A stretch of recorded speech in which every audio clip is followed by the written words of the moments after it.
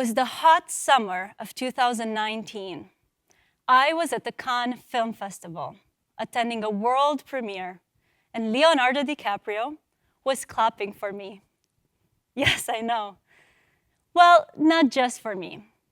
As you may know, Leonardo DiCaprio is a UN messenger for peace with a special focus on climate change. His project at Cannes was a new documentary on global warming, Ice on Fire. Instead of the usual doom and gloom you might expect, his documentary took a new approach. It showcased the work of real scientists measuring CO2 emissions in Hawaii, researchers monitoring methane leaks in Alaska, and engineers inventing technologies that fight climate change. And I was one of those engineers. The technology I helped create and develop, called direct air capture, was featured in Leonardo's documentary. And yes, I call him Leonardo. We're close. While I'm not here to promote Ice on Fire, you should probably still check it out. Rather, I'm here to talk to you about what I expect I will be doing for my entire life. I'm here to talk to you about the good, the bad, and the absolute necessity of direct air capture. As the name suggests, direct air capture uses machines to capture carbon dioxide, or CO2, from the air. These machines use air, which contain 0.04% CO2, and deliver 100% concentrated CO2. The pure CO2 can be used as a chemical building block for other materials, like plastics or synthetic fuels, but the vast majority of it must be stored underground for good. How do these machines work? There are several technologies out there, but they all have chemistry at their core, and they all have the same goal: to capture and remove carbon dioxide from the air. But let's look at it step by step. And I am an engineer, so I will be going into all the gory details. In a first step, big fans bring air in contact with a filter that you can imagine as a sponge. The filter continuously and selectively takes up CO2 from the air until the sponge is saturated.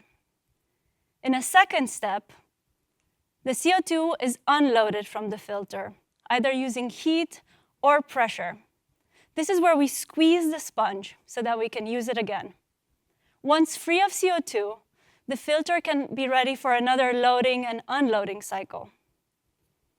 The final result is pure CO2 from the air, and better yet, atmospheric air with reduced CO2 concentrations. Phew. Hope you're still with me and that you have a good idea of how this all works. Now you might be wondering, well, there's a lot of air out there, and at only 0.04% CO2, well, direct air capture sounds like looking for a needle in a haystack. Why bother? To understand why, we need to look at the current state of climate change. And here, the doom and gloom are frankly justified. The world has emitted so much CO2 that most climate models show that global warming cannot be kept to the original 1.5 degree temperature limit. The good news, there are current efforts underway to decarbonize the economy. Electric cars, solar panels, windmills. These will help reduce the amount of CO2 we put into the atmosphere.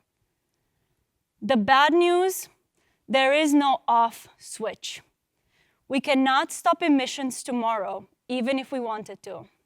This can only be a gradual process.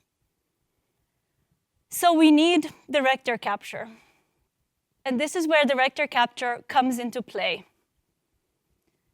To remove historic legacy emissions and to help our increasing efforts of decarbonization, we need direct air capture with CO2 storage underground so that all the excess CO2 from the atmosphere is stored away for good. I want to acknowledge that for some of you, putting CO2 back underground sounds like a worrying prospect. People ask me, is there space underground? Is it safe? Will the CO2 just leak back out? That's because we mostly imagine the Earth as a solid ball, dense and compact. But that's not the case. We know there is space for the CO2 underground because that's where it came from in the first place, from natural gas, oil, and coal that we've mined and burned.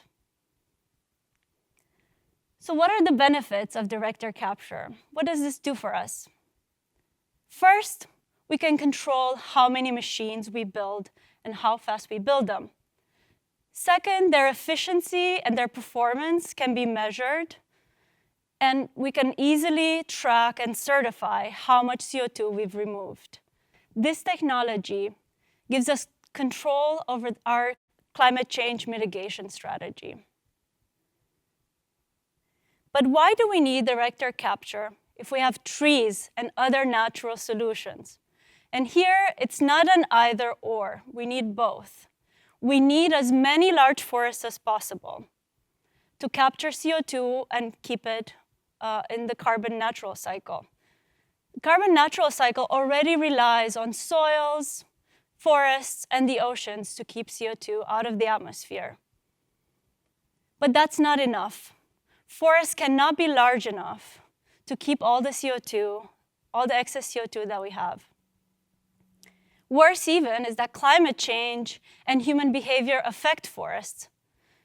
And today, we are losing more trees than we're adding.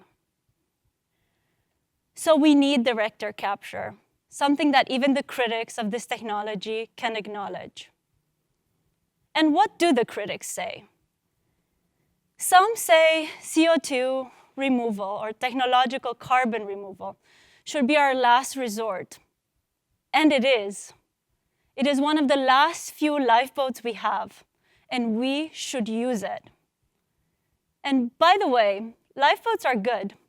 I suspect Leonardo himself would have used one on the Titanic had it been available. Other critics worry about the moral hazards of this technology.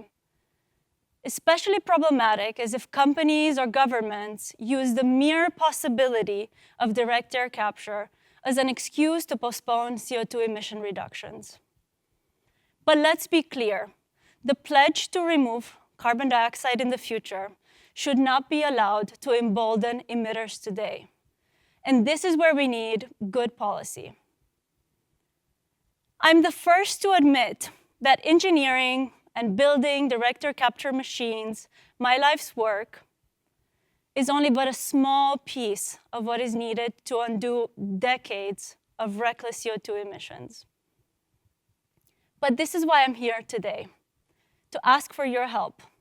Direct air capture needs you as well to find the right policies, the right financial incentives, and even the right regulations.